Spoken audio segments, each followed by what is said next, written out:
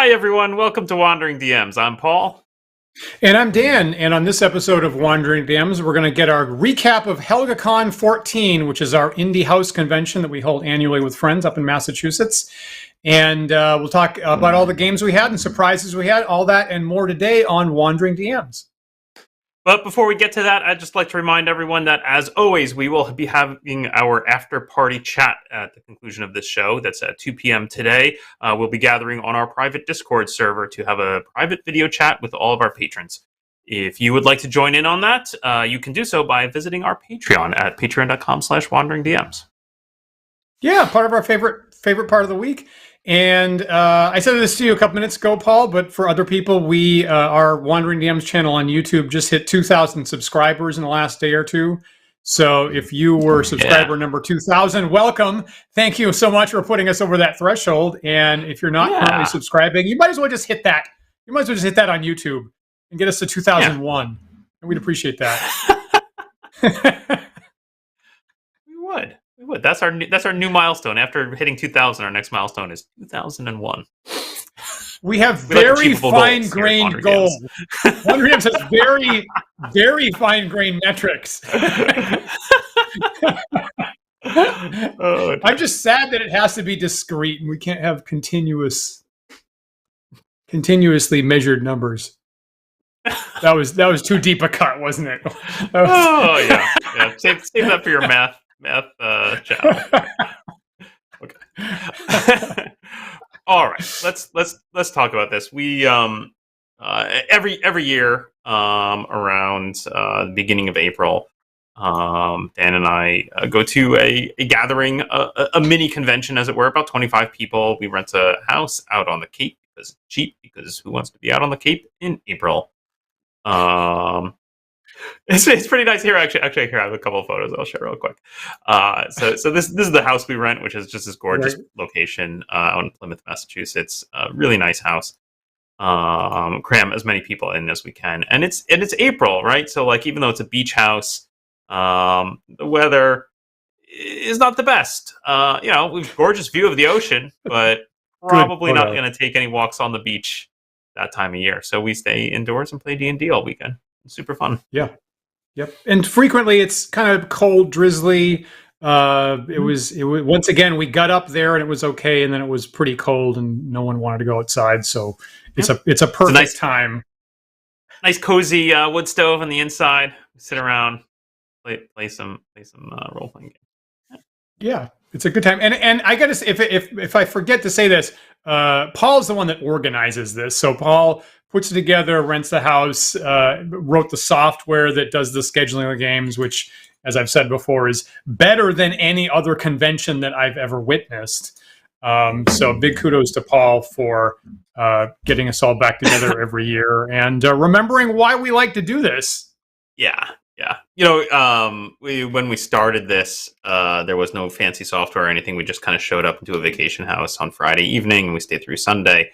And that the very first thing that struck me was that we spent the entire night Friday just talking about what we were going to play. And I was like, wait, what a loss. We should have been playing stuff on Friday. And there was only 8 of us, if you can believe it. There were 8 people. Is that right? And really? There was 8 of us, and it still took a whole night to schedule out what the heck we're going to play. Now with 25 people, man, forget it. Definitely worth some planning ahead of time for that kind of thing. We started with 8 opinionated people.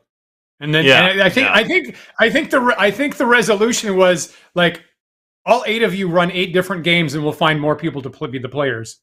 Yeah, pretty much.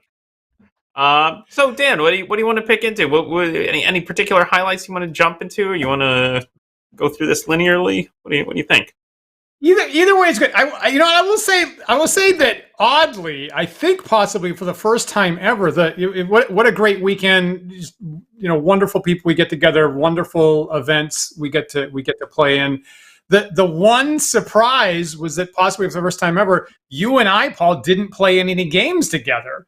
As the quirk of the scheduling of this year. So I've been looking forward to today's review because even though we were physically together physically in the same house. We didn't interact very much, and I really need to sit down with Paul and see how it went. So that's what's happening right now. Great. Let's do it. Yeah. Let me talk a little bit before we dive into the specific games. One of the interesting things. So this was our 14th year doing this, and one of the things that fascinates me is to kind of look at the trends over time. And I'm sure this is very specific to our little local group and nothing to do with overall gaming trends. Maybe. But like I said, we grew from 8 to about 25, actually fairly quickly. And one of the things I've noticed is, as the years have passed, we have shifted from more adventure games to more horror games. So we seem to be more into horror these days. And we've also shifted to smaller tables. We used to have a lot of big tables. Now, Dan, you and I still occasionally run a game with like 8 or 10 players. But more often, I'm seeing games where the GMs want 3 to 5 players. And it's actually crunching the schedule a bit because it's fewer, it's a smaller player to GM ratio, which means, of course, you need more GMs, you need more games. So it's crunching the schedule a little bit, but yeah, more rooms. We run about, each person plays about 5 games over the course of the weekend, and there's usually 3 or 4 games running concurrently in the building somewhere. So anyway, that's interesting footnote, I guess. Are horror games on the rise, or is that just the tastes of our specific players? I don't know. I think I think that's partly the taste of our specific players. There's a lot of taste for that, I think, in our group, and even I used to not do that, and then I guess it was last year the first time I actually ran one, which surprised a lot of people, including me. And I actually get at least one on my schedule a year this time, and super well done. So I've been enjoying that more and more actually over time myself. I like to imagine that surprise didn't hit till you were sitting down at the table and you're like, I'm running what? What is this? I think I digested it at that point, but there was a lot of, it was in a room where people have to walk through to get to the kitchen. So there was a whole lot of like double takes as people came through. It was like, what's going on there? Who's doing what now? So let's, what were you tell me what you did, Paul? What was your favorite things that you did this year at Helgacon? Tell me about one. Tell me about your number one. Pick your number one favorite thing that happened. Say about that and nothing else. My number one. Honestly, my favorite game was a game I got to play in, run by Max, called Jason Statham's Big Vacation, which is so when I saw him list this game in the scheduler, I actually gave him crap because it's quirky and it's funny and it's silly and the description text that he wrote up for the game reflected that. Apparently, you're the entourage of Jason Statham, who's a real life movie star for those who don't know, action star, and your goal is to kind of make sure he has a good time without killing himself or getting arrested, and and so it's got this funny description. And I gave Max a hard time. I was like, geez, you didn't even list the system you're using for this weirdo game you're running. And he said it's right there in the title. And I looked at the title. It was Jason Statham's Big Vacation. And I scratched my head for a minute. And then I looked it up. And that's actually the name of the system. There's a system on Drive-Thru-RPG called Jason Statham's Big Vacation. And I'm going to say that as many times as I can because it delights Max, who always wants to say Jason Statham's Big Vacation. A little bit of a tongue twister. It's ridiculous. It was a ridiculous game, and it was hilariously fun. I think that was number 2 on my list of priorities. I really, as soon as I read that description, I started howling with laughter the first time I saw it myself. It's perfect for Max to run, and I really wanted to get in that game, and there was apparently too much demand. So I think you took my slot. One of the nicest touches is Max had a laptop sitting next to him, which he turned to face the players, that was just running a looping slideshow of actual paparazzi shots of Jason Statham on vacation. So it was really actually quite delightful. Yeah, we definitely had to fictionalize Jason Statham. Like there was not enough of us who knew real Jason Statham lore to come up. There was certainly references. But at some point they were talking. Somebody was talking about his wife, and I had known because I briefly looked up on Wikipedia Jason Statham just to get a few facts into my head, and I knew that he was not married, that he is a fiance, and so I corrected them. I said, "Oh, you mean his fiance?" And quickly, the fiance was named Fiance Knowles, which and then at some point, Fiance Knowles got shot, and so we were worried that she was dying. So as a very good talent agent who's trying to make sure that Jason Statham had a good time, I quickly went through my Rolodex to look up a backup fiance and ended up flying in Gwen Fiance. And then I was really pushing myself to try and find a third female celebrity whose name vaguely sounds like fiance, and wasn't able to. So that's my challenge to you folks, viewers in the chat, or watching this later, and writing in on the comments. Give me your best fake celebrity name with one of the pieces of the name replaced with the word fiance. Great. There you go. Brilliant. That's my challenge. Let me throw up Laura Sudo's question here in the chat. So Laura Sudo is asking, I was just going to ask if everyone, I think in the game that you were playing, was a fan. I don't think I've seen an actual Jason Statham film, and I agree. I have not seen a Jason Statham film either. Oh, no. Was everybody in the game a big Jason Statham fan? No. I'm sure some folks were like Jason who. I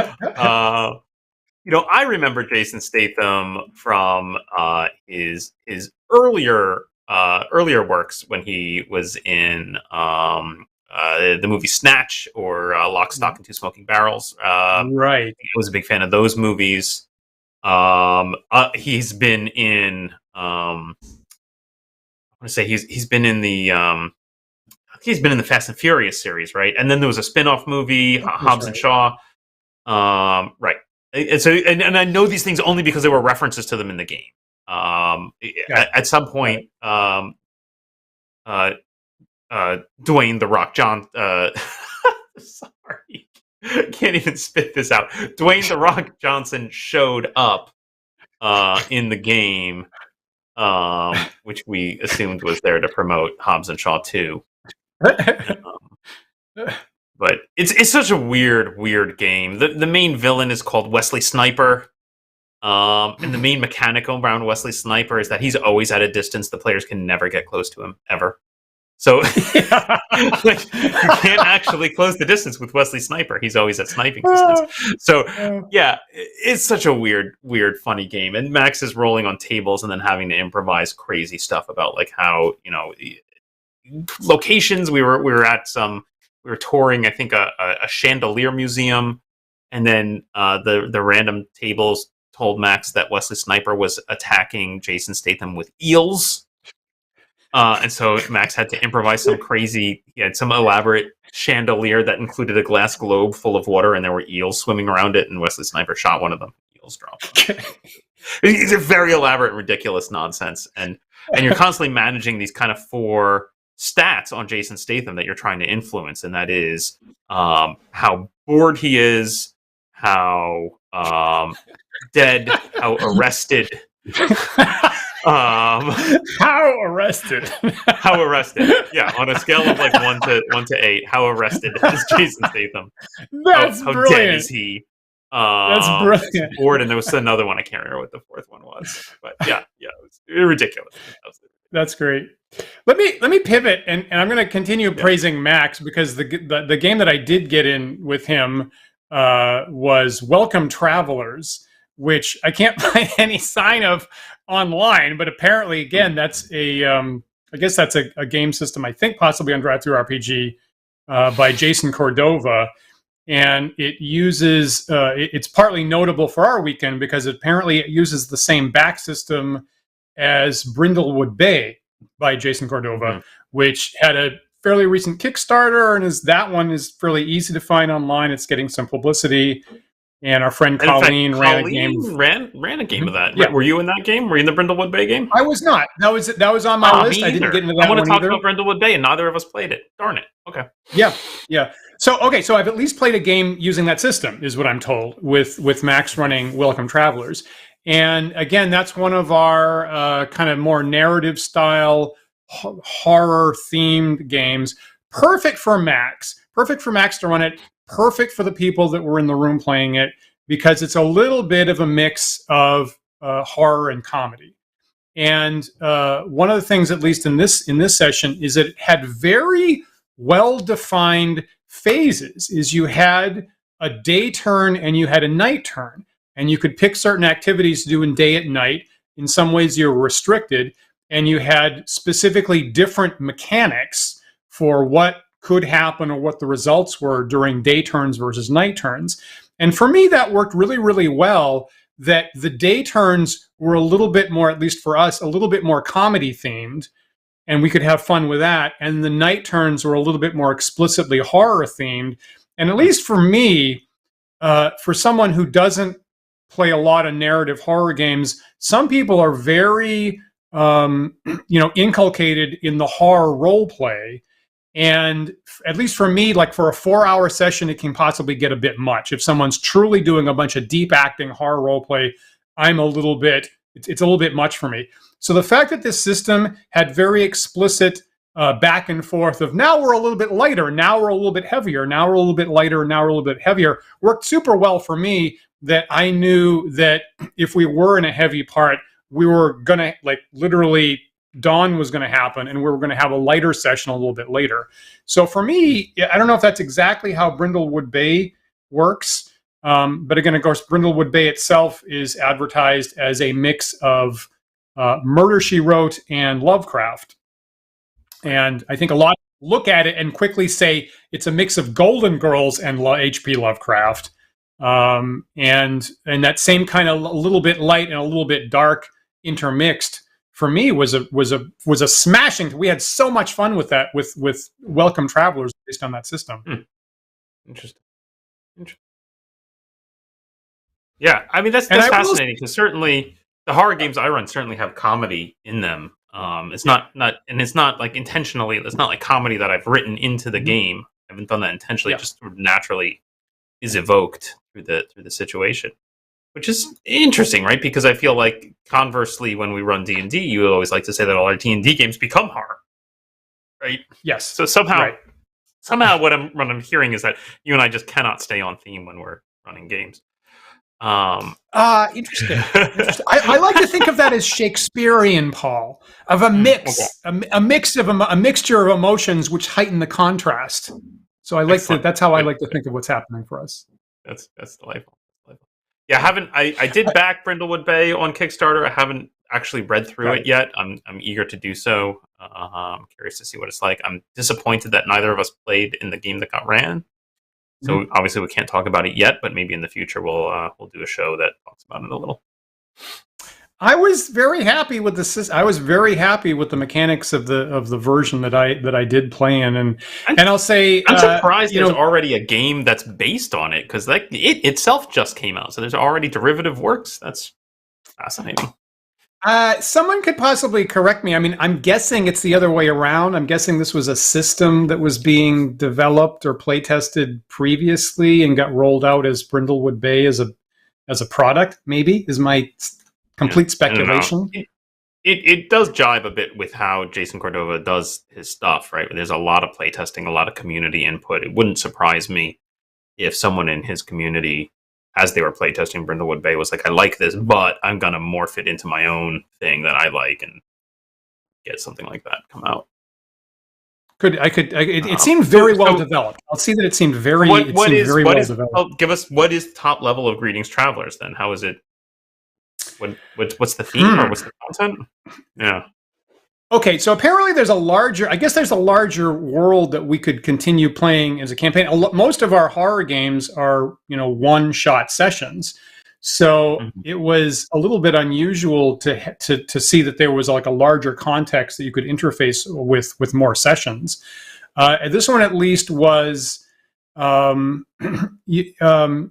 people who were in high school circa 1990s, 2000, and were fans of a weird mystery public access television show, are brought back to their town in order to try to help someone that disappeared and get involved in a horrible mystery, right? And then it turns out there's a larger conspiracy that as you try to dig up information about this weird public access show that's kind of the center point for a bunch of weird stuff. That makes sense.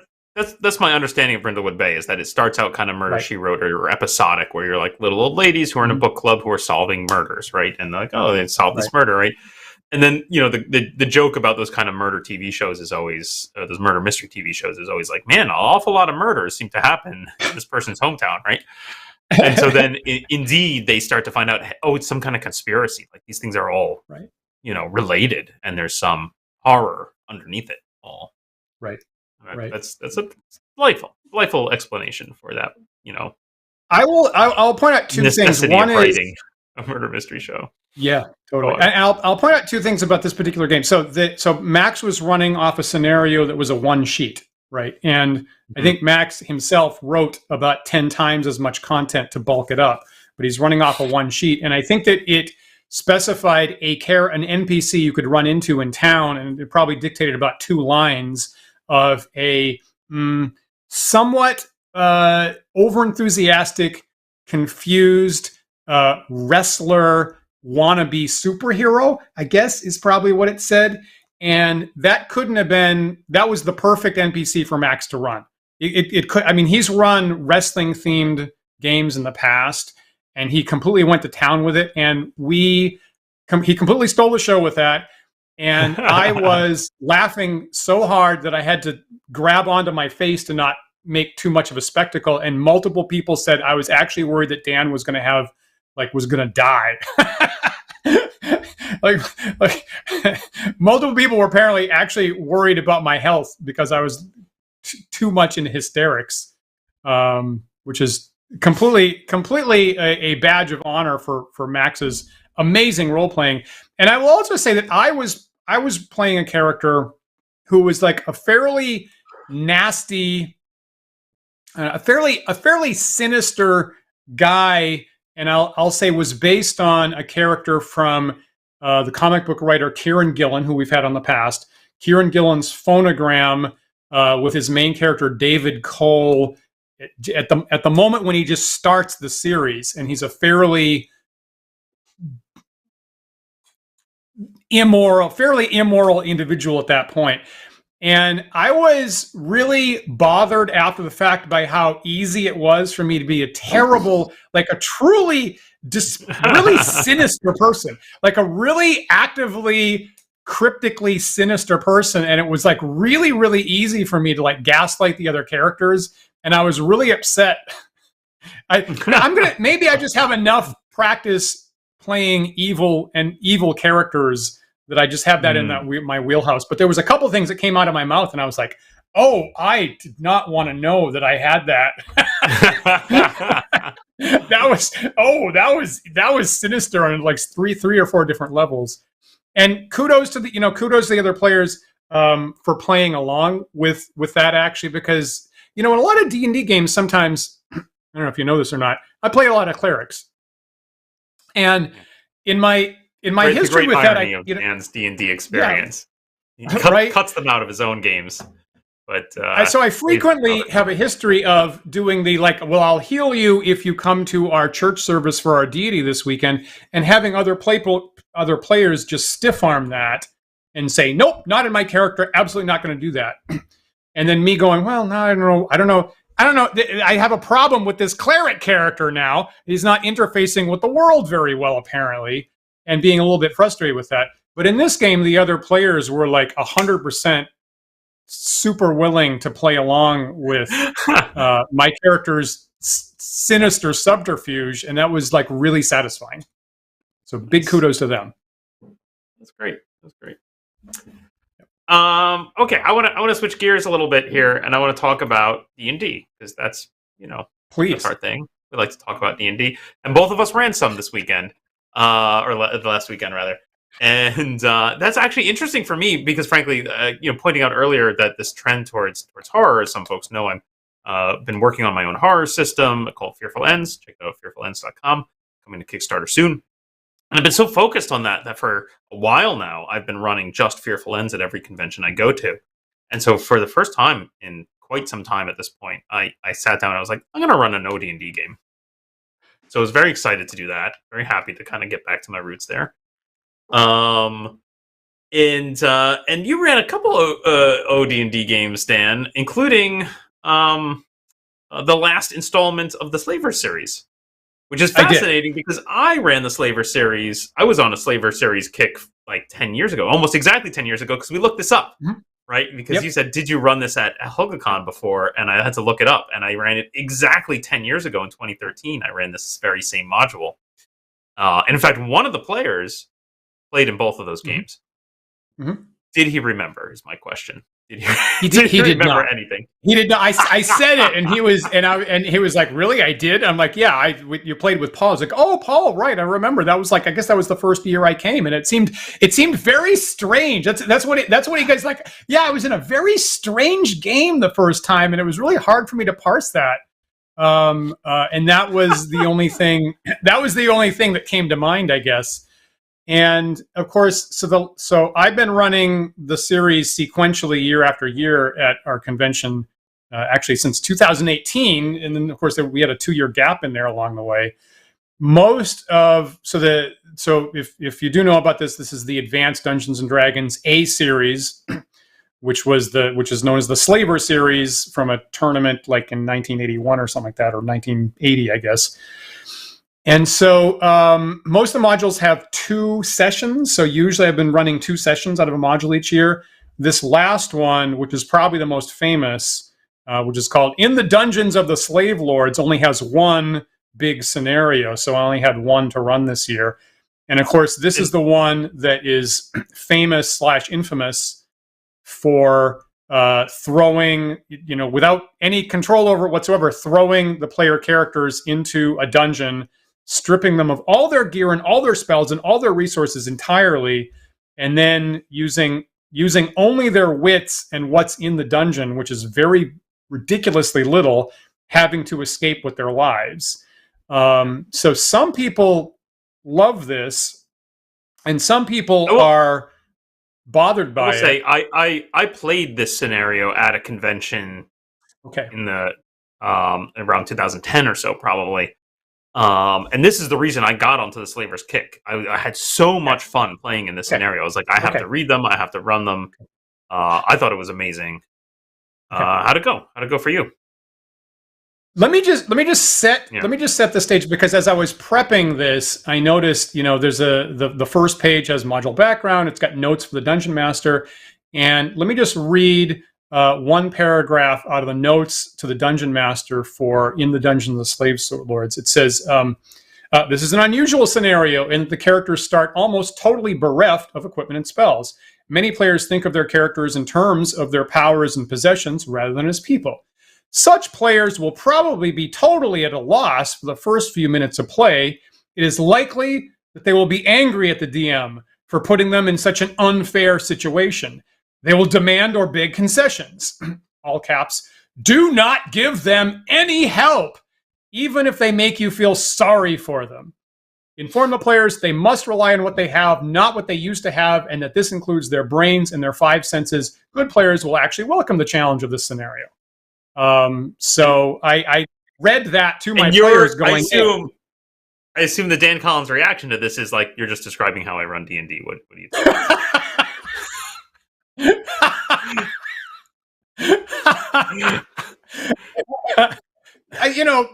Yeah. It's pretty though. Pretty close. Players, but even more so, I see my players, no concessions. No concessions today. Nothing. You get what's in the module. So that set the tone. So I think that very interesting. I think among the surprises was like one player was expressed surprise after the fact that he knew going in this is how it started, but he assumed, this was actually our friend Stephen Buckley, he assumed that within the first hour of play you'd break out, you'd overcome a guard, you'd find the storage room nearby, and you'd have your gear and equipment for most of the session. and he was surprised that we did actually play fully 4 hours. And for the vast majority of the time, the players were lost in pitch black darkness, didn't have light, couldn't see. We had one single elf character with infravision that was forced to lead the party the whole time with no armor and no weapons. The party was very quickly mostly naked because they start off with loincloths as the only thing they've got, and they very quickly start MacGyvering that into various implements. So within 5 minutes, our friend Rebecca was like, yep, I take off my loincloth and I use it for this and I use it for that, and now I'm naked. And pretty much everybody in the party was literally naked, lost in pitch black darkness tunnels for the most of the session, and they were a little bit surprised that it went on and on and on like that. It's funny because I was trying to think of other scenarios that use this trope of you're captured, you're thrown in prison, you have nothing. The major one that jumps out at me is, if you remember, there was in the 90s, there was a reprinting of the basic D&D set that was in a large black box that's kind of like board game sized, right? So a big rectangle box, not your typical little digest or book sized box. You know, meant to like go on the shelf with other board games to draw new players in. And this included a scenario that was very much a teaching scenario. Like, this scenario is going to teach GMs how to GM, and it's going to teach players how to play. And it starts with the players arrested in prison. And the fact is, not only do you have nothing, but you have literally nothing. You have no race, you have no class, you have no skills, you have no attributes, you have nothing. Oh, weird. And then it uses this trope to teach you the game. Okay, well now, you want to break out of the prison? Now we have to introduce the idea of stats. Are you strong enough to bend the bars? Are you nimble enough to find a rat bone and pick the lock, right? And then bit by bit, as you escape, it introduces stuff. Okay, now you overcome the guards and you find some swords or some weapons hidden, stashed away. And okay, now you break into this room and you find some bows and arrows, and now you can do range combat. Now you break into this room and you find spells and magic. So very quickly in that scenario, you do get statted out and you do get stuff, because the whole point is to introduce you to rules as you go. Weird. Very much like a video game with a tutorial session. It is very much like a video game tutorial of playing D&D. But I feel like that is common, right? Like, there's I'm trying to think of other scenarios. Maybe that solo, is that solo one we played where you're thrown in prison? Yeah, similar. Yep. You and I did a solo session, right? And then very quickly you're like, and I break into the locker and here's all my equipment. Great, now I'm equipped. That tends to right? That tends to be the idiom, is that you're one room away from your stuff. Yeah.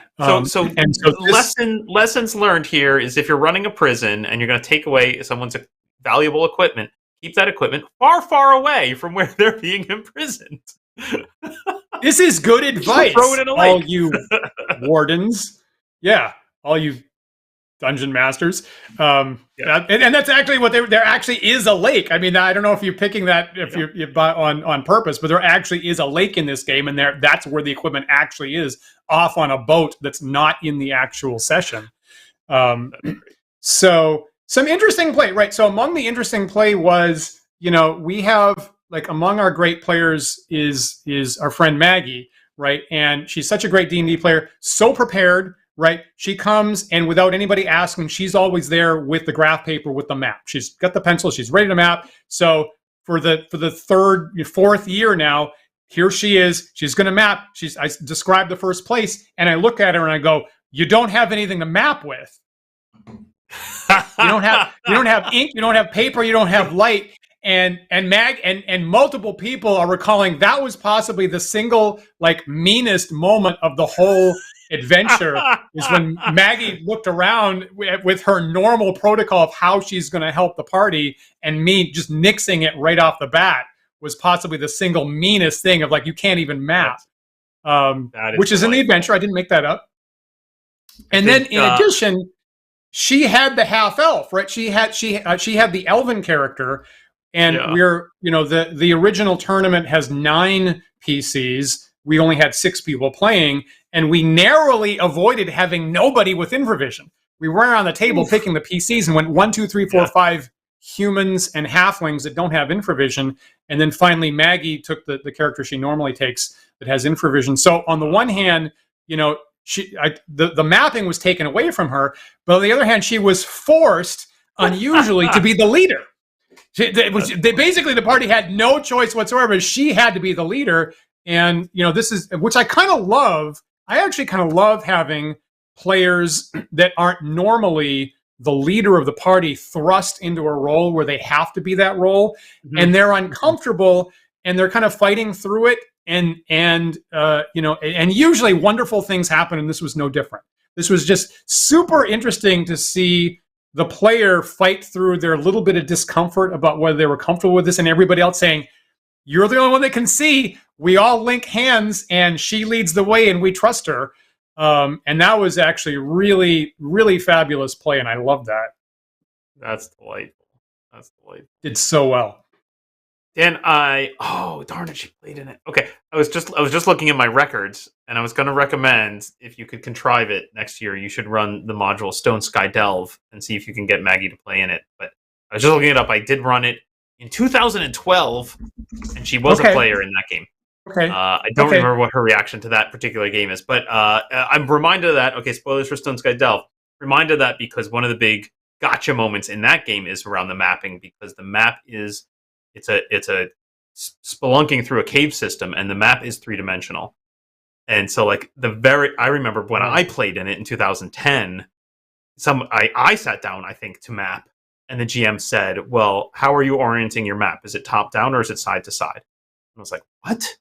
Because literally the GM has both of those maps, and can describe everything 3-dimensionally, and it is a big kind of mind melting moment to try and map that dungeon, because it's 3-dimensional.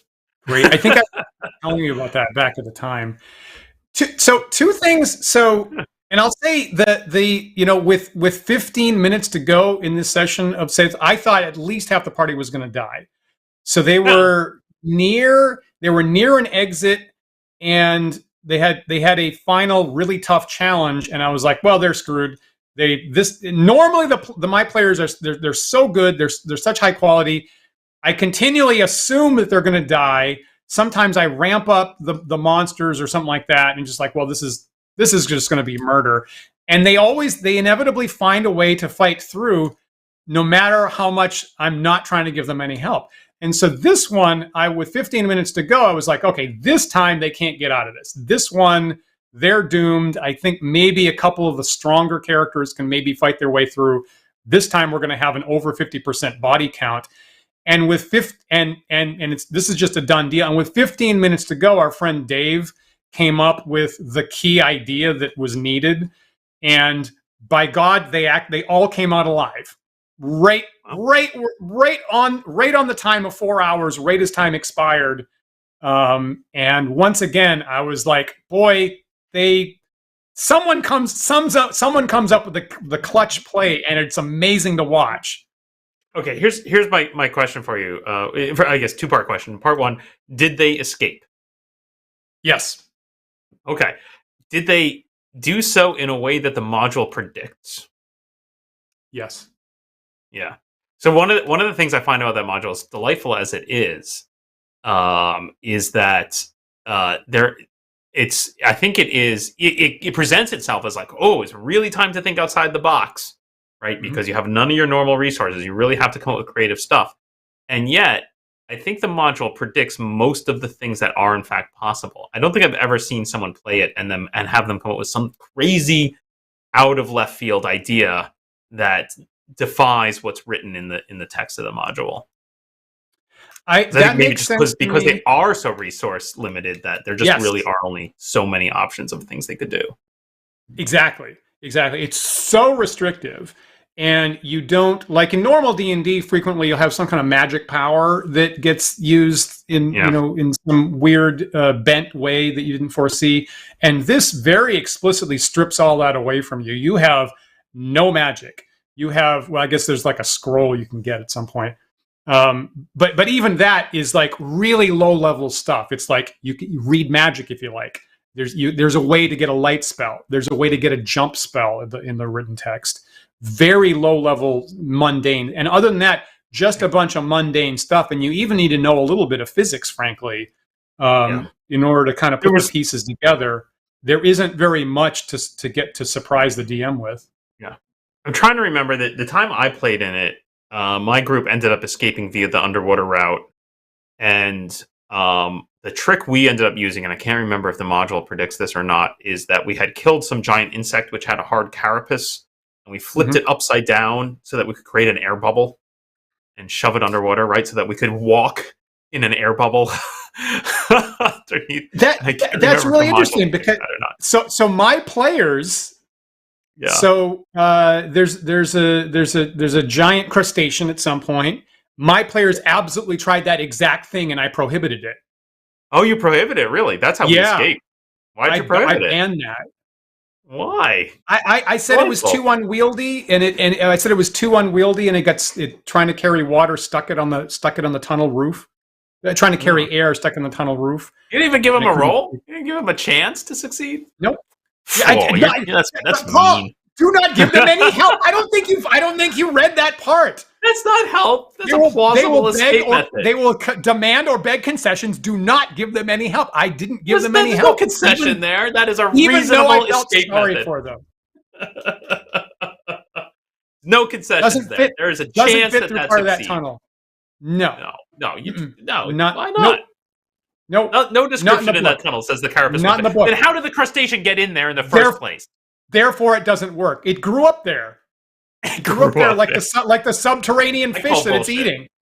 Just like the subterranean fish. I wish I was in that session. I wish I was in that session so I could have debated this with you.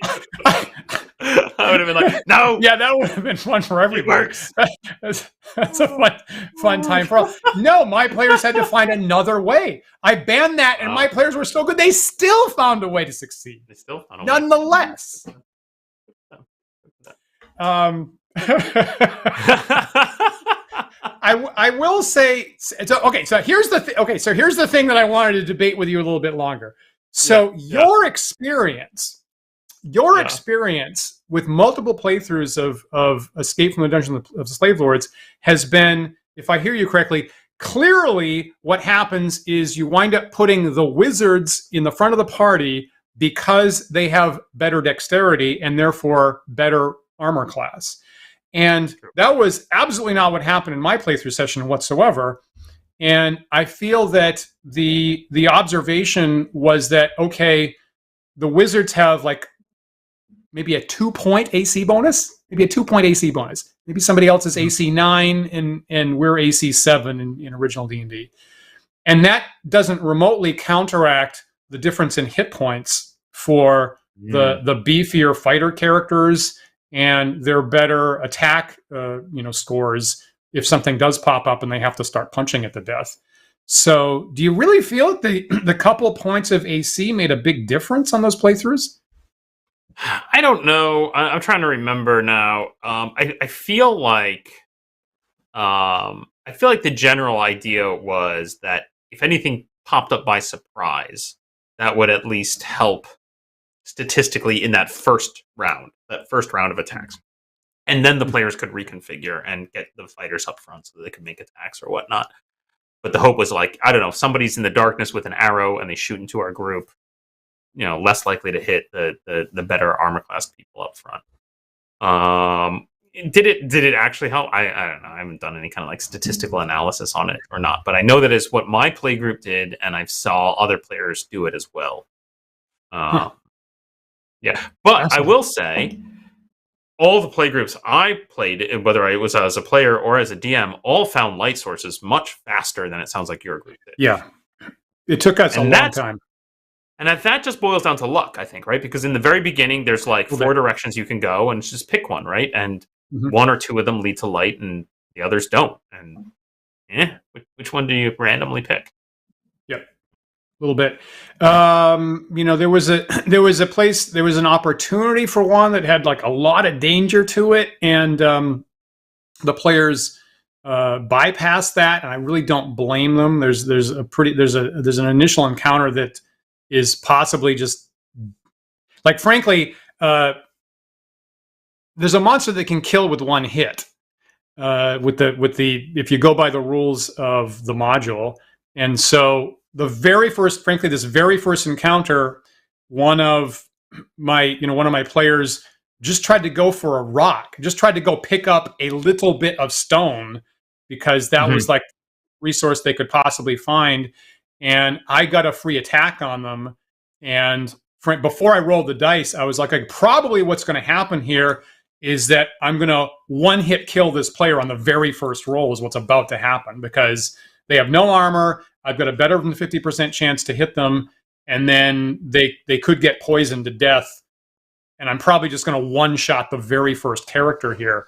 And they got lucky and it didn't happen, but I actually support them not going in for the save or die encounter that's right off the bat there. So they were in the dark for a long time.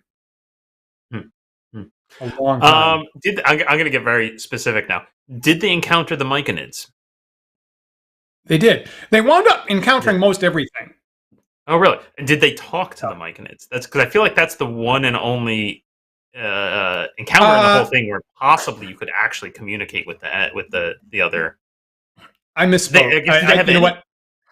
I misspoke. Actually, that's not true. They encountered the kobolds, which are in a slightly similar series of caves, which is how my brain just got confused there. They actually did not. Now, I agree with you, Paul, because and this is one of the things I've been doing this to re-experiment with classic AD&D tournaments, right? And this is the most fully formed, published tournament modules that they had from the time. It outlines the scoring very specifically. It tells you exactly what parts of the modules were used for the tournament as opposed to the later add-on stuff. And I was thinking about the same issue. The whole series, you put it all together, there's like nearly 9 sessions worth of play here. It says very specifically for the tournament purposes, nothing's going to negotiate with you. All the monsters fight to the death. They never make morale checks. Nothing's going to run away. Nothing's going to surrender. In order to keep the encounters balanced for every single play group that runs through this, right? Every single fight is to the death, no questions asked at the end.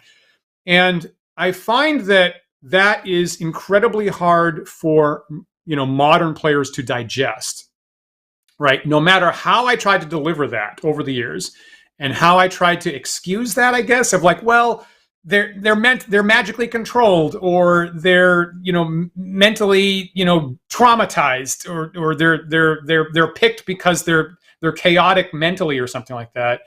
Inevitably, no matter how many times I said that, some player is going to run in and go, throw down your weapons and surrender. And I'm like, this is not what the session is about. And so I think I might call this experiment done for me. Is that the old school tournaments are really hard to swallow for modern players, that it doesn't look like what they expect from a role-playing game. And having said all that, you get to this last session, and then suddenly there is one single encounter where it's important to actually have a role-playing negotiation. And it's the only place in the entire series, after I have for years told people this is impossible. And I'm like, that's going to be, they didn't actually wind up encountering it, but I was really worried about it. And I was highlighting that section very rigorously because I was worried about possibly not playing it right because I was out of practice. It's really weird that right at the end you have this one thing where it's actually important to negotiate with somebody.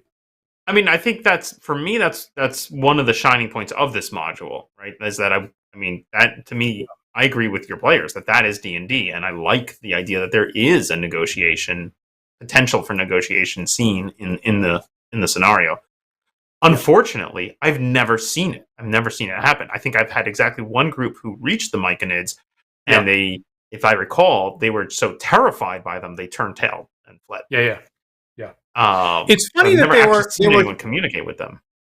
Yeah, it's funny, but that the misstatement I just made is actually because I was so focused on them. I mean, they're on the cover. They're on the cover of the module, right? They were invented for this module. If you know what myconids are, the fungus people, They were invented specifically for this module. So if you were a player at the time, you have never seen this before. You have no idea that this is even possible. And I was so focused on that particular encounter that I've actually just tricked myself into thinking that we played through it when we didn't. It's a shame because it does seem to me like the most exciting part of the scenario, and yet I've never actually seen it come to play. So one thing that and it's so funny, you don't learn these things. You can read it forever, or I can read it forever, and I don't actually discover these things until I play through it, is that topologically, the dungeon has a particular choke point. There's the starting point of the labyrinth with a number of tunnels that possibly interconnect and backtrack on each other. And there's one specific area that you have to go through that then branches off into this other part of the dungeon. And this other part of the dungeon has the fungus men and has the other exits. So if you don't happen to get through that particular one choke point, you're not going to run into the myconids, and you're going to be stuck with the one single possible exit that apparently all of our play groups have gone through, Paul. So I think that's a little bit of an explanation about why that's been our experience every time we've run this. Interesting. All right, Dan, we are rapidly running out of time, and I don't want to just completely take up. I had 8 other things I was going to talk about. Yeah. So I want to ask, because you did run another D&D game, and I want to hear about it specifically because I ran just a regular, fairly straightforward dungeon crawl using OD&D, and it's been a couple years almost at this point that I've run OD&D, and I'm still using the same OED stuff that I've been using, which is several versions old at this point. I still have the deck of spells that we printed out ages ago. And I remember checking in with you and being like, is this going to be just like completely, screw with our players if we have players who are playing in your games and my games and my spells are radically different? So speaking of that, you ran a game specifically of a high-level wizard fight to test out some of the higher-level spells for potential future version of Book of Spells, no? I have this scenario that I'm calling Wizard's Warzone at the moment, and a number of our current viewers have played in sessions on Roll20, actually. So some of our viewers are extra familiar with this. So last Sunday, I got to play it, not on Roll20, but in person with a much larger group of players. So around the table with 7 live players, and we're having a blast with it. We had a blast live. I'm loving this session to death. And in the back of my brain, I'm almost like, maybe this is just my thing now. Maybe my thing is I just run this Wizards Warzone. I'm gonna go around to conventions everywhere and just run this because I'm pretty damned happy with it. And it's fun. I've always been fascinated with high level D&D and the feel that maybe it wasn't quite play tested and broken. So I enjoy high level stuff. So I get to scratch that itch and give every single person a 12th level wizard. They have full access to every single spell in the book, basically an original D&D as edited in my OED Book of Spells. And then 3, as I've been trying to work on a new edit for Book of Spells, you're right, I get to play test the little bit of tweaks on the spells. And probably 95% the same as what I've had before. But then there are these key things that pop up. And one of the fascinating experiences with this, first of all, I was worried that, original D&D spells are not made for this. They're not made for a Magic the Gathering style PvP, contention. Give us quickly 1 minute of the setup here. So it's every player's got a 12th level wizard. Are they just in a giant arena and just go kill each other, please? Is there any other interesting terrain or other creatures or other characters involved? No other characters, usually no other creatures, but I have a repository of multiple different arena battle maps in different geographic locations. And so randomly or pseudo-randomly, I pick what arena you're going to be battling in today, and the players have to be kind of quick on the uptake, try to guess what spells might be more or less useful in this particular place. So just for starters, the place that I always start people with is a desert valley under blazing hot sun. There's very quickly ongoing heat damage. That has a sandy surface, which can foil invisibility if someone goes running through it. There's a big cliff on one side. There's a bunch of big boulders on the other side. And so, like, among the action that happened, and it's everybody against everybody else. There's a point system for, who you eliminate and stuff like that. And so, like, among the action we saw on Sunday was a bunch of elementals were summoned. People love Invisible Stalker. People are throwing fireballs, obviously. One person is controlling an elemental up on a cliff. Our friend Lauren casts Move Earth, takes control of the cliff, and tries to shove the cliff into the middle of the arena in order to expose that person that's controlling the elemental. Well, that wizard starts running at the same speed that the cliff is moving underneath them, thereby staying directly in one place, right, from turn to turn. Someone flew up on one of the big boulders and then started casting web down on, to catch people as they're running between the boulders for cover, and then cast wall spells to try to defend themselves. Someone else casts anti-magic sphere, which takes down the walls that they were using for defenses. And then actually one or two of our players cast magic jar.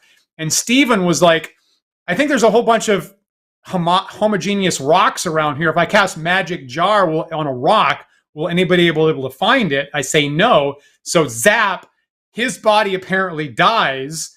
His soul's transported into an indistinguishable rock on the surface. And then, of course, you can take possession from that. And everybody flees, right? Everybody just runs on the next round as far away as possible, right? Our friend Alistair cast hallucinatory terrain to try to trick people into a place that they thought might be cool from the heat damage.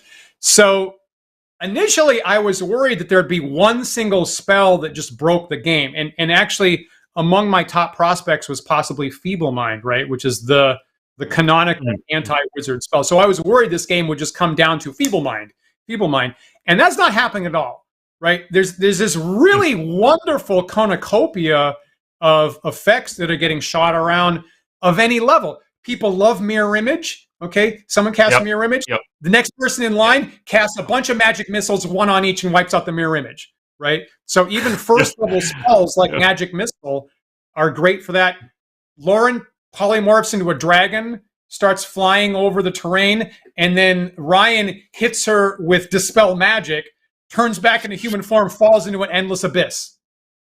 Right? And Lauren says, I didn't know that was possible. I didn't know that was something that could happen. So we're having a wonderful time with it.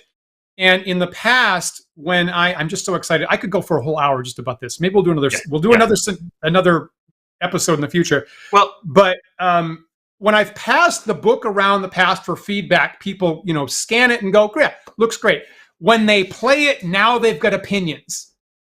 Now they've got very specific opinions about very specific spells, and I'm getting so much better feedback when we all have to eat our own dog food. Yeah, and it's fantastic. I mean, we should do a whole show just on going through the spells at this point. It's given all the feedback you've received. I think that'd be really, really fascinating. All right, we are out of time. So, viewers, if you have any thoughts, I'm going to especially end with you have thoughts on high level OD&D spells, you questions or opinions on how things work. Post them in the comments because I feel like this is coming. We're gonna have to do a show on high level OD&D spells. So that's coming. So get your questions in the comments of this video, and we will address those in a future show. Definitely. And of course, remember that you can follow, and subscribe to us on YouTube, Twitch, Twitter, Facebook, GitHub, and TikTok. We have the handle Wandering DMs on all those sites. And maybe we've got 2001 subscribers on YouTube now, so please be 2002. Hit that subscribe button. We really appreciate it all the time as we grow. If you prefer to listen to us in audio-only podcast format, you can do so. Our shows are available on our website at wanderingdms.com, as well as various podcast carriers such as iTunes, Spotify, Google Podcasts. If you're listening to us right now on one of those carriers and they offer the ability to do so, please rate and review our show. that helps other users of that site find us, and we really appreciate it. Yeah, we really do. And of course, big thanks to our patrons who support the Wandering DMs show. If you'd like to join them, please visit patreon.com/wanderingdms. And as usual, every single tier gets you access to our Discord server where we have continuing discussions about our other games and our conventions and our playtest sessions and high-level spells and stuff like that. Upcoming this week, I'll be back with Dan Cullinan Thursday night at 8:30 p.m. Eastern Time for more Book of War playtests. A couple people have started paying attention to that on Twitter and passing that around that I think are new to the show, which is great. We had a wonderful, dramatic episode 2 weeks ago, and if you haven't seen that, I highly recommend the last episode. So Dan and I will be back.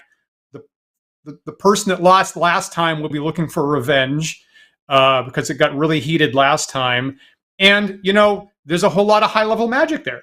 So that's another venue where my playtests are feeding into each other, and we get to experiment with this high-level magic that many of us don't usually use in D&D, and that has become a major, major part of our Book of War D&D wargaming. So I'm looking forward to that on Thursday, and I think that's, and then we'll be back on Sunday, right, Paul? Yep, we'll be right back here on Sunday. So come join us. Cool. And of course, we'll be in the after party chat. So join us very soon for that. In just about 10 minutes. That's right. Yeah. Every Sunday. Of course, we are live every Sunday at 1 p.m. Eastern Time. So please join us next week for another thought-provoking discussion. We'll see you then.